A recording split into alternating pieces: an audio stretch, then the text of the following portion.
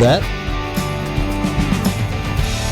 as you can see, we're live now on 30 on 3rd. Yes. And I am Dr. Fry, of course, and welcome to Live Thursdays here at 30 on 3rd. And with me today is a guest that we have something really cool to talk about, Jill Rigby Garner. Welcome to the show. Thank you. Glad to be here. So I see you're the founder, executive director, Manners of the Heart. All right, first of all, tell us what is Manners of the Heart.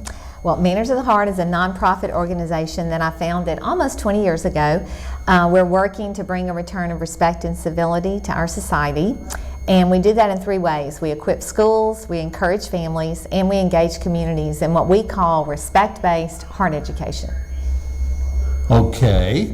So when you say heart education, explain that. Do you mean physically the heart or the feeling of the heart? I'll say both, actually. I'll say both. It's been said that to educate the mind without educating the heart is really no education at all. True. Don't you agree?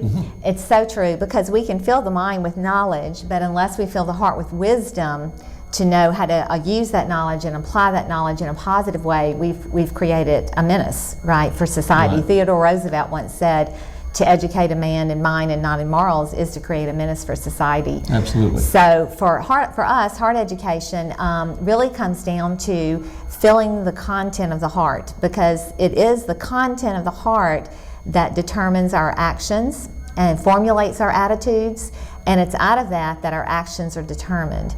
So it's the content of the heart that's going to determine what we think, what we say, and what we do. What age group do you feel is critical that this message begins to be taught? Definitely elementary, and even before elementary school, with our very youngest children, because it's a worldview perspective. Sure. The education of the heart really comes down to helping children have an other-centered viewpoint of life, where they are looking with the eyes of their heart, not necessarily what they see here, but what they see and know to be true through the eyes of their hearts.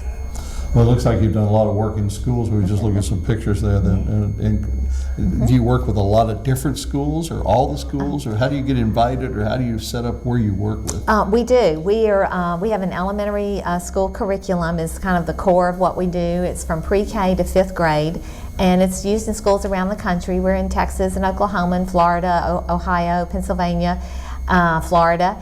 And we are really in a tremendous state of growth right now. The educational world has finally come around to what we've been saying for 20 years now, that unless you spend the time, as I said earlier, to get the heart straight, we say to unlock the heart. Sure. The mind is not going to open to receive all that wonderful information and the math and science, the STEM education. The reason we're not moving the needle as everyone had hoped we would by this point is because we've neglected and really negated the education of the heart. And until we do that, all the technology in the world is not going to fix the problems. So what's the biggest argument you have from the school administration about, no, we don't need to go that way?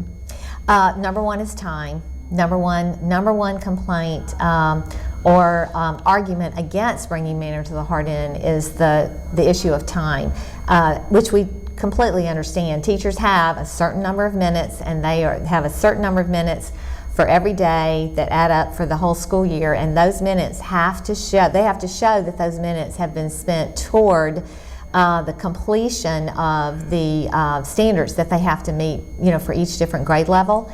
But what we say, and actually I'll share what a principal said one time at the end of one of our professional development trainings. We were training the schools to bring in and implement Manners of the Heart, and the principal said, here's what it boils down to for me. Either you can continue to spend time on discipline issues and sending children out of the classroom, disruptive behavior, or you can spend that same amount of time on implementing with fidelity Manners of the Heart and teaching Manners of the Heart. It's a 5-day curriculum, just like math, science, or English. It's a core curriculum, and in the end you'll end up with higher academics achievements and fewer discipline referrals, which is what a university research study proved, that you can receive at least a 30% decrease in discipline.